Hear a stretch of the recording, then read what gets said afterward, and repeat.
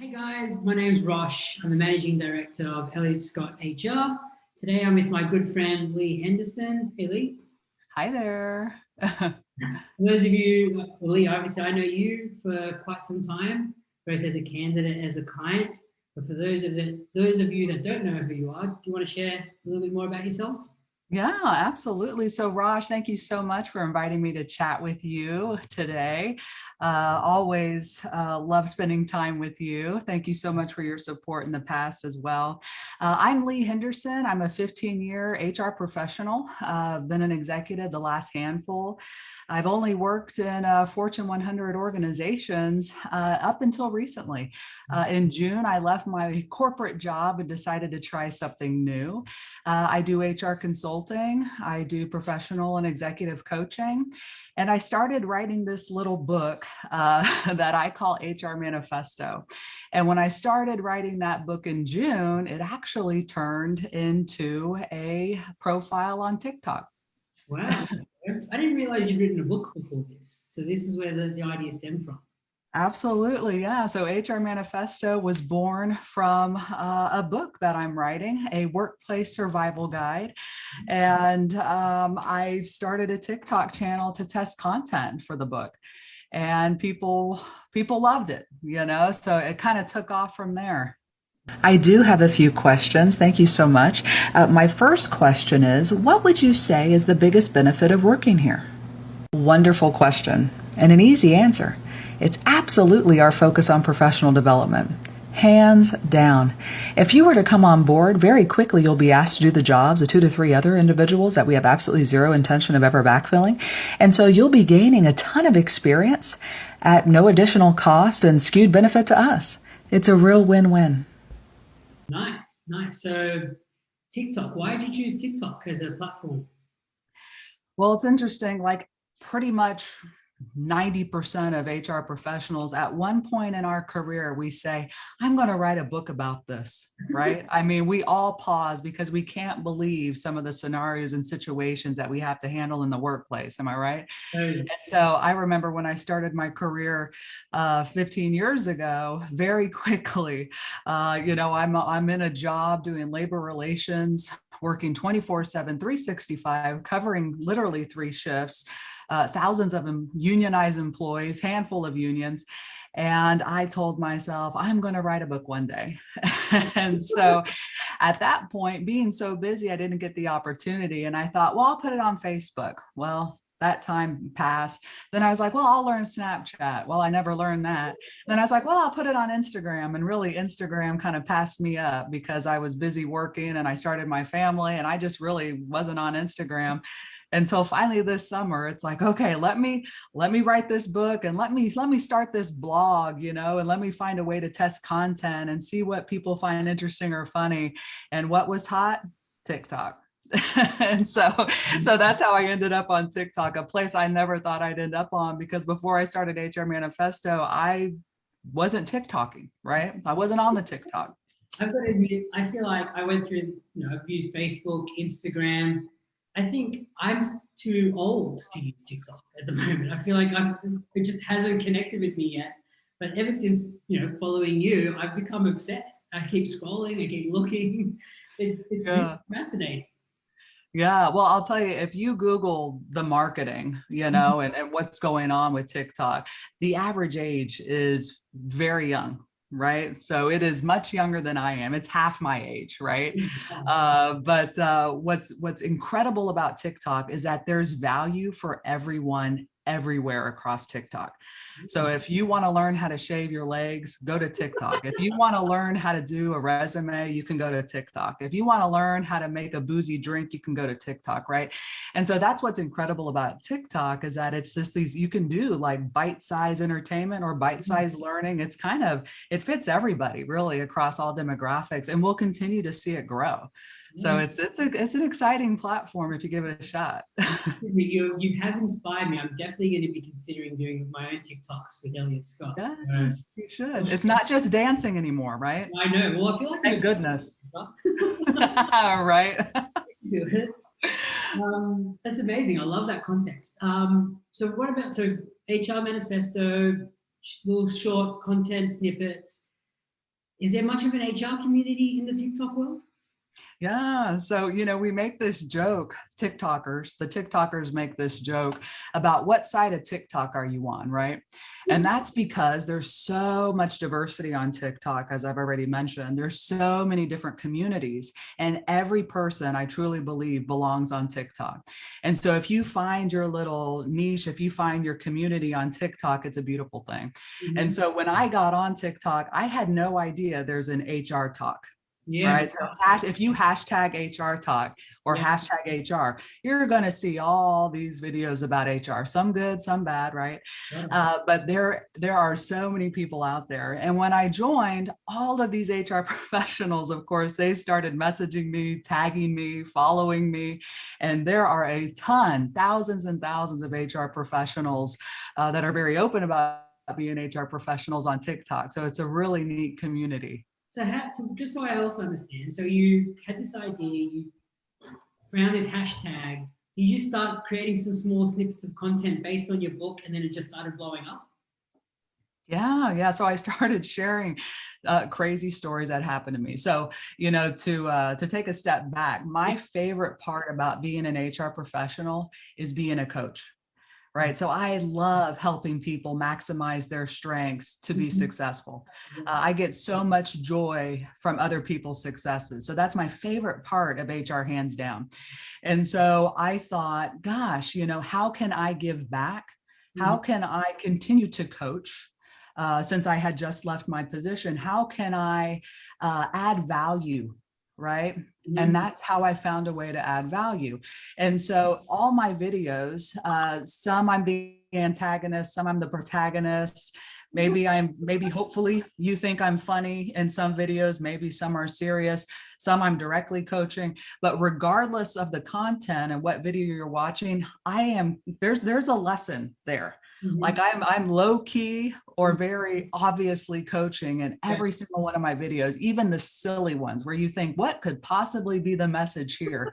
Well, trust me, I had something I was trying to convey, right? So I feel as though my content does add value in the sense of, hey, try this, or maybe don't say that at an interview, or, ooh, don't have a weird, email on your resume, right? Like hates to work 69 at hotmail.com, right? Like do so, so I do these videos. I put basically learning in an interesting kind of funny way, right? So that's certainly my focus, is to give back and add value and really just help people survive the workplace.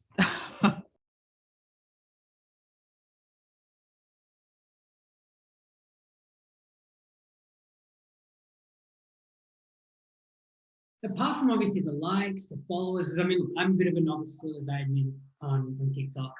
Me too. Obviously, I know things are, people like stuff and it insinuates that it means it's popular. But you mentioned they're adding value. So when you are thinking about maybe either making a point or coaching in maybe a funny way to at least prove a point, how do you know you're adding value?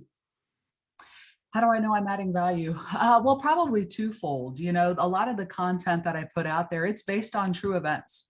It's based on real situations that have either happened to me directly or my HR colleagues and peers or friends. And there were, of course, being in HR, we learn a lot of lessons every day, right? With our colleagues and our employees that we support.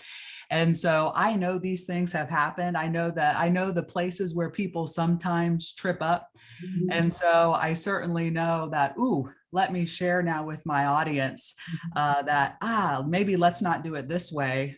Misconception, let's do it this way. Let's try that. Let's do this, right? And so I'm able to really give back and kind of share those lessons. I get it. Interviewing can be tough and completely anxiety inducing. But a couple things work for me that I'd love to share. And then anybody else, drop your tips and tricks in the comments, please. The first is perspective. Know that interviewers really want you to be successful. They do. They are 99% of the time. They're not trying to trick you. They literally want to know, can you do this job? And so know that the person across the desk or on the other side of the screen from you, they want you to be successful. They want you to be able to answer the questions. So they're on your side in that sense, right? Is that my followers, my goodness, I had no idea how strong followers can be, how vocal they can be. Now, They tell me what they want. how many followers are we talking, just for the, like, whoever's watching this? 400,000. Wow, it's crazy. Ish. Yeah, I know, since June. So it's wild. But they'll flat out tell me, I want to learn about this, right? Well, it's rare that I'm going to be like, okay, well, let me give a lecture on X, Y, and Z, right? Instead, I'm going to think, how does that topic play out in the workplace? What are some of my previous examples or things I've experienced? Okay, now how can I put it in a funny, approachable way, right? Well, how can I do a bite-sized learning on this, right? That people can really digest and relate to. And so that's where I get my ideas, past experiences, and then my followers. Yeah, They wow. tell me, teach me this, tell me this, what about this, say this. Point. So what are some of the things that your followers are kind of asking for, or what do you think is trending in the HR space? Yeah. So, followers, my followers, based because of my content, a lot of my content has to do about surviving the workplace. So I joke that I have, this guide, this workplace survival guide for continuous employment, right? You could say that's the title of my book. Who knows what I'll actually end up calling it? But, people want to know tips, tricks, feedback. They want mentorship, coaching on, how do I stay employed? Right? I mean, as a very general, very umbrella, right? Like, what do I say in an interview? That's a big one.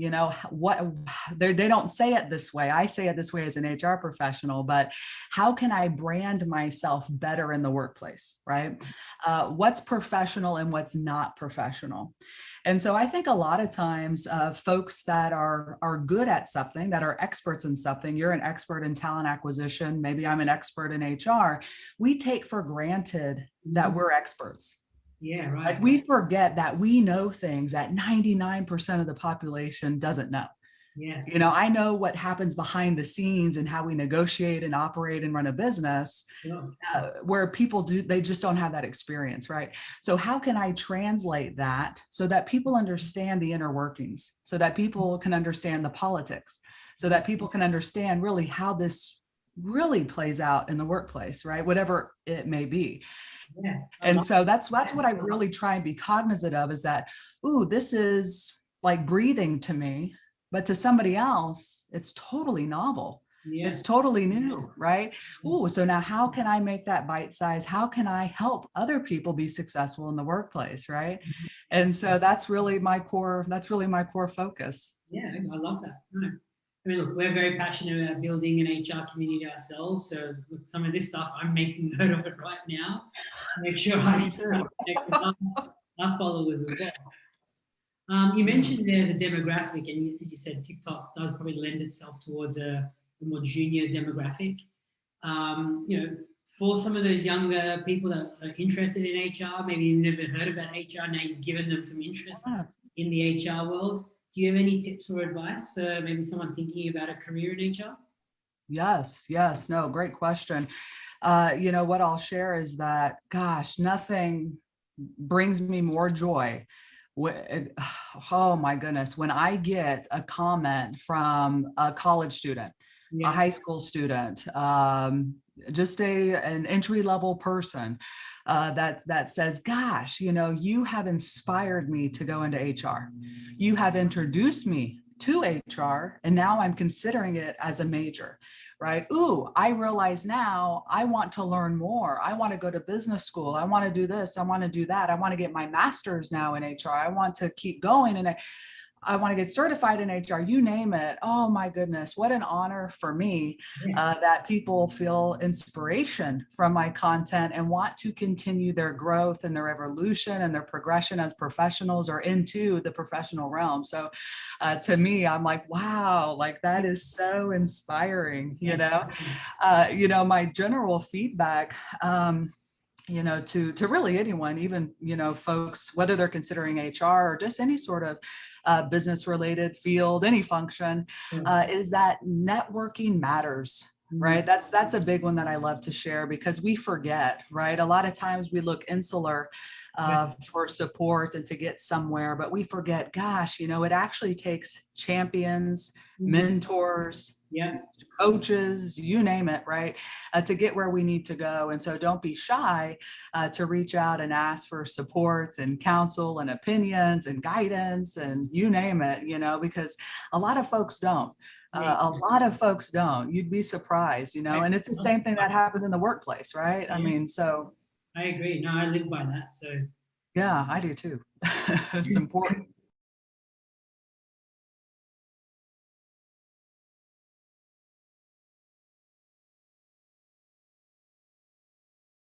DX, thank you so much for your question. First things first, I wish you the absolute best in your military transition, okay?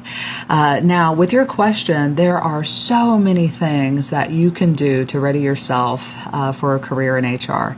And I'd say there's no ideal path, there's no common background per se, and there's no right answers, right? And so I'm going to give you my perspectives, but I absolutely welcome all the HR professionals that follow me to please share your perspectives in the comments as well, and then you can pick and choose, name your own adventure, okay? So I will share that the majority of HR professionals that I've worked with in my career, they have bachelor's degrees, myself included. I have a degree in psychology. I'd say the majority of degrees are coming out of either the School of Business or humanities and liberal arts, okay? I am not aware of any specialized undergraduate level human resources management programs. It's been a while since I've been to school though, so if y'all know of any, drop them in the comments. But because of that, a lot of us in HR, the majority of folks that I've worked with in my HR career have graduate level degrees as well, because we've had to go on and expand and specialize and just learn really the ins and outs of HR. You mentioned there a few things around HR misconceptions. So now I think you've given us a good idea of what you're doing, kind of the idea behind HR Manifesto. But a couple of kind of points here, because I think, again, to the untrained eye or people that don't really know much about HR or are considering careers in HR, I've got a few kind of taglines here. I'd love your thoughts if there are a misconception or just kind of your own input. Yeah. All right, so I've just got a list. Sounds great. All right, first one. HR exists solely to protect the company. Yeah, solely no, right? But it is certainly one of our responsibilities, but we protect the company. Why? To protect ourselves and our workforce, right? So you have to go around the full circle there, So a lot of times when I hear this phrase, it's from folks that breached something. A code of conduct, ethics violation. They created a hostile work environment. They did something unsafe, right? That could have jeopardized others or even just the brand of the organization. I mean, I think a lot of the goodness of HR is that, hey, we want to make sure these doors remain open. To benefit, of course, leadership and stockholders, if that's applicable or not. But because we want to eat too. We're employees too, right? We want to keep the doors open so we are all having gainful, awesome employment, and so that is one of our things. I'll tell you that at school for HR, they don't tell us, there's no course that says always side with the company, right? No professor ever told me that. That's HR's job, is to only side with the company. I've pushed back a lot, and the good, solid HR professionals, of which there are so many, that's 99% of them, they're going to be pushing back as well, if need be. Trust me, every day. Most of the contention is coming between HR and its leaders as opposed to HR and an employee. So I'll put that out there. Yes and no. It depends. Exception, HR is not there only to exist. Solely. Absolutely not. Okay. Here's another one. HR listens to employee complaints but does not act on them. No, at least maybe, the organizations that I've been in, I've been very lucky, right? I've been humbled that I've worked for organizations that take HR very seriously.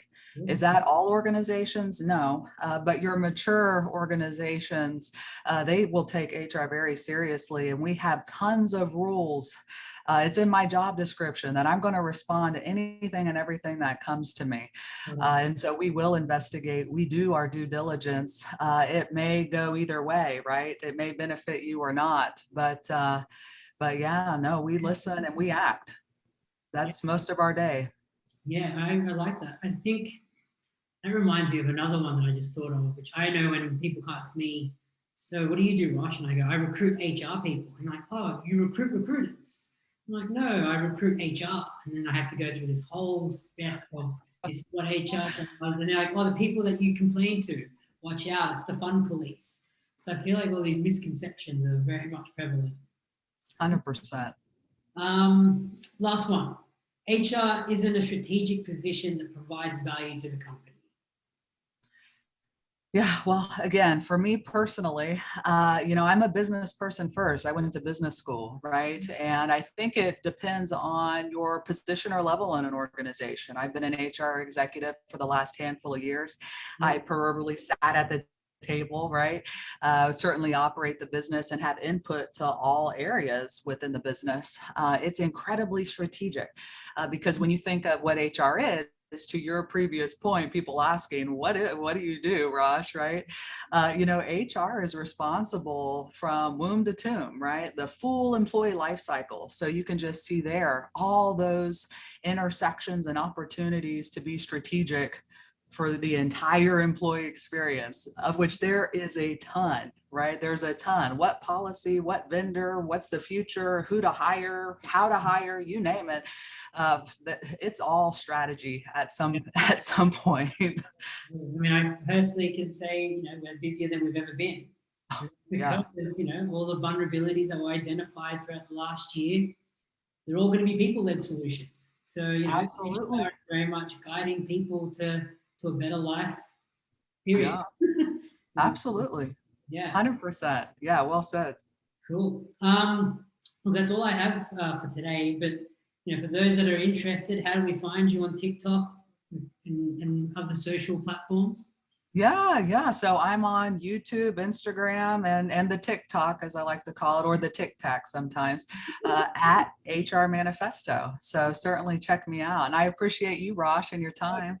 I love it. I definitely make sure I click and like some of these things. It does make me laugh. Just hearing you, like knowing you both personally and professionally, it really does put it in perspective. They're all truthful stories, to be fair. You are making a good point, and I think you definitely got a great spin.